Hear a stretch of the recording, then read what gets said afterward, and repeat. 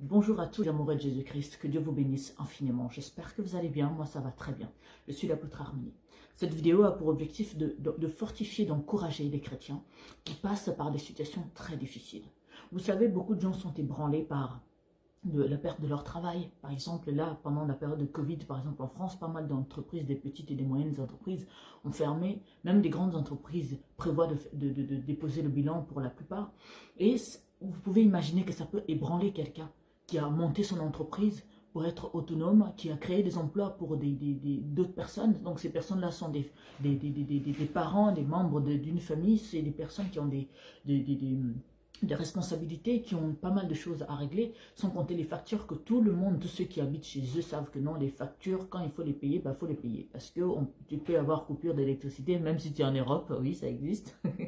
Donc coupure d'électricité, vous pouvez avoir toutes sortes de choses. Vous savez, on peut vivre tout ça sans être ébranlé. Beaucoup de personnes sont ébranlées par cette période. Que ce soit la période de la maladie ou de la crise économique, etc., beaucoup de personnes sont ébranlées. On peut traverser cette crise, on peut traverser cette situation sans être ébranlé. Mais encore faut-il avoir le nécessaire pour ne jamais être ébranlé, peu importe ce qui se passe.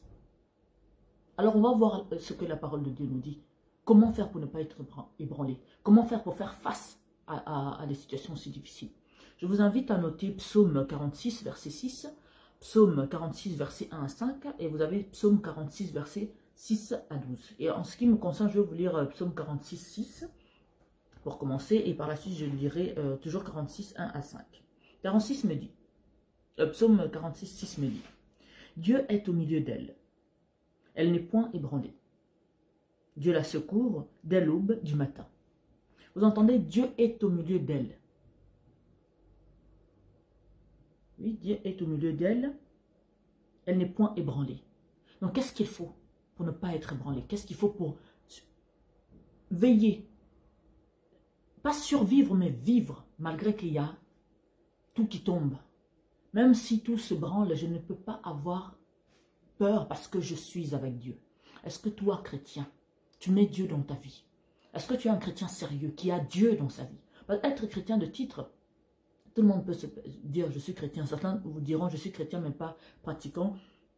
D'autres diront je suis chrétien pratiquant mais ils ne savent même pas ce que ça représente, le fait qu'ils disent que je suis pratiquant ou non pratiquant. Certains pensent qu'ils sont chrétiens parce qu'ils vont souvent à l'église, alors que non.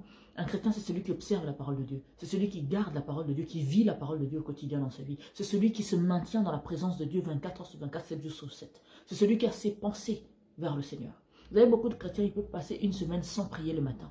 Prier, c'est pas qu'à l'église, c'est très bien à l'église. Mais il faut avoir la vie de prière à la maison, la vie de prière dans votre couple, la vie de prière dans votre foyer, la vie de prière dans la maison où vous habitez. Parce que si Dieu n'est pas au milieu de vous, quand il y aura des crises, quand il y aura des situations en tout genre, vous allez être ébranlés. Beaucoup se sont déjà suicidés malheureusement depuis que le Covid a commencé. Ceux qui ont perdu leur travail, ceux qui ont perdu leur entreprise, ceux qui ont tout simplement peur et qui n'en peuvent plus de tout ce qui se passe. La situation devient de plus en plus difficile. Certains ne supportent pas et se donnent la mort. Pourquoi? Parce qu'il n'y a pas Dieu au milieu d'eux. Ce n'est pas pour pointer du doigt qui que ce soit et condamner qui que ce soit, dire que oui, c'est ta faute si tu es ébranlé. Non. C'est juste pour inviter les chrétiens qui vont regarder cette vidéo, inviter les gens qui aspirent à croire en Dieu, de laisser Dieu agir dans votre vie, l'inviter dans votre vie, l'associer dans tout ce que vous traversez, dans tout ce que vous vivez. La souffrance peut continuer, mais ça ne veut pas dire que je dois me laisser ébranler. Des difficultés peuvent exister. La crise peut continuer, même jusqu'en 2022 s'il veut, mais je ne dois pas accepter d'être ébranlé. Je ne dois pas pleurer, je ne dois pas me laisser dans la dépression, dans le stress. Non. Quand vous sentez que vous n'en pouvez plus, commencez à louer le Seigneur. Lisez même la Bible. Si vous n'avez pas la force de lire la Bible, écoutez-le même. Vous avez des Bibles en MP3. Mettez n'importe quel verset, ça va vous fortifier parce que la parole de Dieu est remplie de sa puissance, est remplie de sa joie, de sa vie. Les sources d'eau de Dieu vont couler en vous, vont vous rafraîchir, vont vous fortifier, vont vous motiver, vous booster davantage. Je continue. Donc, Psaume 46, verset 1 à 5 me dit: Dieu est pour nous un refuge et un appui, un secours qui ne manque jamais dans la détresse. C'est pourquoi nous sommes sans crainte quand la terre est bouleversée et que les montagnes chancellent au cœur des mers. Vous entendez? Donc même si la terre est bouleversée, les montagnes sont en train de chanceler à gauche et à droite, je ne suis pas ébranlé. Parce que le Dieu Tout-Puissant qui a créé cette terre vit en moi. Donc je suis puissante, je suis forte, je suis inébranlable. Je ne subis pas ce qui se passe autour de moi. Je continue dans verset 4. Quand les flots de la mer mugissent, écumant ses soulèvements, quand les flots de la mer mugissent, écumant se soulèvent jusqu'à faire trembler les montagnes. Donc même si les montagnes sont en train de trembler, même s'il y a un raz de marée, même si on a l'impression qu'on essuie confinement sur confinement, fermeture des entreprises dites pas nécessaires. Du coup, ça fait que les gens perdent des emplois, perdent des salaires. On n'est pas ébranlé. On tient ferme. On compte sur le Saint-Esprit en nous. Il est un flot dont les courants réjouissent. Donc on parle de Dieu, le Saint-Esprit. Il est un flot dont le courant réjouissent la cité de Dieu, le sanctuaire des demeures du Très-Haut. Bien-aimé dans le Seigneur, être dans la présence de Dieu, c'est la seule chose qui te permet de survivre dans toutes circonstances. Cultiver la communion avec le Seigneur, cultiver ta vie avec le Seigneur, c'est la chose la plus importante pour que quand les situations se présentent, ton réflexe est d'être dans la prière, dans la louange, dans l'adoration. Ton réflexe est de dire la parole de Dieu. Ton réflexe est de te réjouir en adorant le Seigneur. Tu regardes la situation qui est dégueulasse, tu ris, tu pries, tu loues le Seigneur pour dominer sur la situation, pour le faire comprendre que tu n'es rien et tu n'auras jamais d'effet en moi, tu ne m'ébranleras jamais parce que je suis inébranlable. Là, on me dit, hein, même si les montagnes commencent à tomber, imaginez vous-même que vous êtes au milieu des montagnes qui sont en train de tomber. Vous imaginez un peu comment c'est impressionnant et dans votre cœur, vous avez l'assurance et la garantie du Saint-Esprit que tout va bien. Je ne serai jamais ébranlé, je ne serai jamais effrayé, je ne serai jamais traumatisé, terrorisé, ni quoi que ce soit dans ce genre. C'est vraiment très important, bien aimé dans le Seigneur, de s'attacher à la parole et de faire confiance en cette parole. Parce que vous pouvez lire cette parole et ne pas vous sentir plus concerné que ça. Vous pouvez le lire et ne pas vous sentir, voilà. Mais si vous avez la foi en cette parole, elle va prendre vie en vous. Vous allez avoir une assurance que tout le monde va vous demander, mais c'est la crise, tout le monde panique, tout le monde fait ceci, mais comment ça se fait que tu te comportes comme si tu n'étais même pas là? Si je suis là, la situation peut continuer comme elle est, mais moi je suis inébranlable. J'ai le Saint-Esprit vivant, Dieu vivant, puissant en moi. Donc pourquoi je vais craindre quoi que ce soit? Bien-aimé dans le Seigneur, pour être inébranlable, Dieu doit être au milieu de vous. Pour que votre famille, votre foyer soit inébranlable, vous devez mettre Dieu au sein de votre famille. Mettez-le à travers la parole de Dieu, en lisant la parole au quotidien, en écoutant la parole au quotidien, en louant le Seigneur au quotidien. Et en observant la parole dans sa vie, parce qu'il ne suffit pas de dire la parole quand on dit aimez-vous les uns les autres, quand il y a quelqu'un qui a besoin d'aide, et vous dites ah que Dieu te bénisse. Comment ça que Dieu me bénisse? Dieu ne va pas descendre me bénir. Et il est capable de le faire, bien sûr. Mais Dieu laisse que les êtres humains s'aident, se soutiennent les uns envers les autres. Pas qu'ils soient seulement en train de dire que Dieu te bénisse. Tu as 5 000 € dans la poche. L'autre est dehors en train de mendier, n'a rien à manger. Et tu dis, ah, que Dieu te bénisse, hein, Dieu va te bénir. Ah non. Dieu bénit les autres à travers d'autres personnes. Dieu vous laisse l'opportunité de contribuer à la bénédiction de quelqu'un pour qu'il puisse vous bénir encore davantage. Aujourd'hui, tout le monde veut être aidé, tout le monde veut être soutenu, tout le monde veut être ceci, cela, mais personne ne veut être la bénédiction dans la vie de quelqu'un. Personne ne veut être le soutien dans la vie de l'autre. Mais tu ne peux pas dire que Dieu est au milieu de toi, tu es chrétien, et être quelqu'un d'aussi indifférent face à la difficulté ou la souffrance de l'autre. Peut-être que tu connais quelqu'un qui a perdu son travail à cause du confinement, et la personne est dépressive et déprimée. Qu'est-ce que tu lui dis pour lui remonter le moral? Est-ce que tu prends la parole de Dieu, tu essayes de partager avec lui pour lui donner la force? Ou le soutenir, toi qui as peut-être à manger chez toi, prendre même un plat à lui donner pour qu'il puisse être soulagé pour cette journée? Arrêtons de dire Dieu te bénisse, alors que tu peux aider la personne à se sentir bien. Mais tu dis, ah, Dieu va te bénir. Mais qu'est-ce que tu attends pour être une bénédiction pour cette personne? Comment être inébranlable? Pour être inébranlable, donc, je dois être dans le Seigneur. Je dois laisser Dieu au milieu de nous. Tu es peut-être, ça fait des années, tu es déjà marié dans ton couple, tu n'as pas d'enfant, tu cherches l'enfant partout. Les fécondations in vitro ne marchent pas. Les docteurs ont fait tout ce qu'ils pouvaient faire, ça ne marche pas. Tu as prié fatigué. Commence par te concentrer sur Dieu. Commence à mettre d'abord Dieu au milieu de ta vie. Tu as déjà 35 ans passés, tu n'arrives toujours pas à trouver la bonne personne, ni à te marier. Même les escrocs là que tu dis seulement, bon, n'importe qui va passer, je prends, tu ne trouves pas. Tu commences à pleurer, tu te sens inutile dans la société. Oh là là là là là là. Qu'est-ce qu'il y a? Qu'est-ce qui est plus important? D'avoir la vie de Christ dans ma vie? La vie de Dieu, qu'est-ce qui est plus important? Bien aimé dans le Seigneur, c'est d'avoir Dieu dans sa vie ou d'avoir tout le reste, tout le monde, de gagner tout le monde, mais manquer Dieu dans sa vie? Non. Vous devez d'abord avoir Dieu au milieu de vous, avant de chercher à avoir quoi que ce soit au milieu de vous.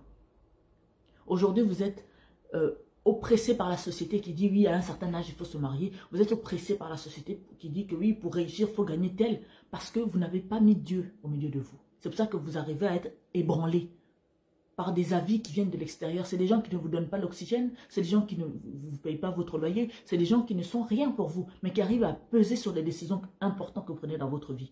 Faites attention. Soyez inébranlables. Les gens peuvent dire ce qu'ils veulent, on s'en fout. Le plus important, c'est ce que Dieu pense de moi. Le plus important, c'est ce que moi je veux avec mon Dieu. Ce que Dieu attend de moi. Aujourd'hui, tout le monde se soucie des choses périssables, mais ne se soucie pas des choses éternelles. On court après des buzz. Les gens courent après toutes sortes de buzz inutiles. Vous courez après des... je vais donner l'exemple que tout le monde connaît. Par exemple, la famille Kardashian. C'est une famille que tout le monde suit à la lettre. Enfin, tout le monde. Certaines personnes. Mais vous ne voyez pas que c'est trop de distraction? Vous pouvez suivre ce genre de personnes, mais vous devez avoir votre propre vie que vous êtes en train d'arranger. Parce que ces personnes-là vivent leur vie. Quand est-ce que vous allez commencer à vivre une vraie vie, pas une vie périssable? La vie dans la présence de Dieu, la vie éternelle, la vie de Dieu. La vie qui est remplie de joie, la vie où on n'est pas ébranlé, mais on est fort et puissant. Et sûr de soi, on est digne. Laissez Dieu au milieu de vous, laissez l'évangile au milieu de vous, laissez Jésus-Christ au milieu de vous, laissez le Saint-Esprit agir dans votre vie. Et vous serez inébranlable. Il n'y a pas de secret, il n'y a pas de mystère, tout est mis dans la Bible. Hein. Il faut juste l'ouvrir, le lire et le méditer et croire en cette parole. Parce qu'une personne qui ne croit pas en ce qui est écrit dans la Bible, jamais il pourrait expérimenter quoi que ce soit de ce qui est marqué à l'intérieur.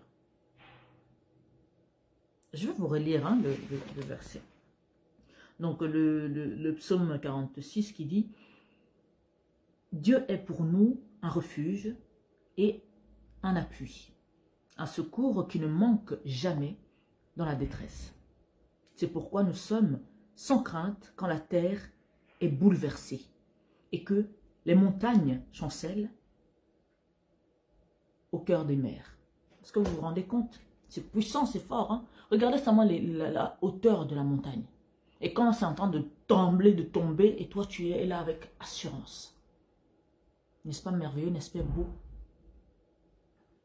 Et le verset 6 me dit, Dieu est au milieu d'elle. Elle est point ébranlée. Dieu la secourt dès l'aube du matin. Donc Dieu est au milieu d'elle. Donc si Dieu n'est pas au milieu de toi, tout ce que tu vas faire, tout ce que tu vas dire, tout ce que tu vas entreprendre dans ta vie, tout ça c'est éphémère, c'est vain, ça ne sert à rien. Quand tu bâtis ton entreprise, tu bâtis ta vie, ton foyer, avec Christ, avec l'Évangile, avec le Saint-Esprit, tu n'as rien à craindre. Tu es inébranlable. Mais si tu le bâtis avec la force humaine, la volonté humaine, selon le modèle de cette société, de ce système qui a rejeté complètement Dieu, tôt ou tard, vous risquez même de vous donner la mort. Parce que vous allez voir que malgré tout ce que vous réalisez, ça n'a pas de sens. La joie n'est pas dans votre cœur. Vous ne ressentez pas de satisfaction. Vous ressentez toujours un manque. Vous avez toujours l'impression qu'il faut toujours en faire plus. Et c'est jamais assez. Et ça, c'est pas une vie. Une vraie vie, c'est une vie où on est épanoui. On est fier de ce qu'on est. On est fier de ce qu'on a fait. Et on vit en paix avec les gens qu'on aime. Et surtout avec Christ. Bien aimé dans le Seigneur, voilà ce qui était, de ce qu'il en était du sujet. Donc, comment être inébranlable éternellement. Donc, c'est en ayant Jésus, en ayant l'Évangile, en ayant Dieu dans votre vie, le Saint-Esprit dans votre vie. Cultivez votre communion en permanence. Un enfant de Dieu, c'est le seul être humain sur terre que le diable attaque au quotidien. Et cet enfant de Dieu doit aussi être au quotidien en train de louer le Seigneur, de lire la Bible, de méditer la parole, de louer. Parce que quand tu allumes la flamme de la puissance de l'Éternel au quotidien, à un moment donné, ça va rester allumé pour l'éternité. C'est comme Jésus. Il n'a plus besoin de prier parce qu'il atteint déjà le niveau qu'il va atteindre. Donc toi, en attendant que tu puisses atteindre le niveau là même de Jésus, donc continue à prier, à louer, à bénir l'Éternel. Parce que Galates 2:20 me dit, c'est plus moi qui vis, mais Christ qui vit en moi. Mais est-ce que tu expérimentes les choses que Christ peut expérimenter à l'heure actuelle ou qu'il expérimentait quand il était sur terre? Pas encore. Alors continue de prier, continue d'avoir foi, continue d'observer la parole de Dieu, continue de toujours avoir une communion sincère et parfaite avec le Saint-Esprit. Être à l'écoute du Saint-Esprit. Tout ce que vous faites avant de prendre des décisions, demandez l'approbation et la vie du Saint-Esprit. Vous ne serez jamais déçus. Que Dieu vous bénisse, c'était l'apôtre Harmonie. Je vais vous laisser pour aujourd'hui, donc méditez là-dessus. Et je vous invite vraiment à cultiver votre communion parfaite avec le Seigneur, à chérir vos proches, à prendre soin de vous. Et surtout, ne pas prendre soin de soi, c'est avant tout spirituel d'abord. Priez, cultivez votre feu. Donc, allumez le feu, le feu divin en vous. Pour que, peu importe ce qui va se passer, vous soyez inébranlable. Pour nous écrire, on a 2 pages, donc Apôtre Olivier Camboula et Apôtre Harmonie. Pour ne rien rater de toutes nos publications, donc vous avez sur YouTube, vous tapez Centre de Gloire Emmanuel et on vous invite à vous abonner. N'oubliez pas d'activer la cloche de notification pour ne rien rater de toutes nos publications. Que Dieu vous bénisse infiniment, que Jésus soit la joie de votre cœur et surtout n'oubliez pas, laissez Dieu au milieu de vous afin de ne jamais être ébranlable. Vous êtes inébranlable éternellement à condition de laisser Dieu dans votre vie en permanence. Et laisser Dieu dans sa vie, ça signifie quoi? Je suis obéissant. Je suis obéissante, j'écoute le Seigneur, je fais sa volonté. Tu ne peux pas dire que tu es chrétien et vouloir faire ta propre volonté. On te demande de pardonner, tu ne veux pas. On te demande d'arrêter l'orgueil, tu ne veux pas. On te demande de faire ci, de faire ça. Tu dis non Seigneur, moi j'avais déjà mes projets, je veux ça, c'est ça que je veux faire. Ah, vous allez être déçus. Faites confiance en Dieu, vous ne serez jamais déçus. Que Dieu vous bénisse infiniment. C'était l'apôtre Harmonie. À demain.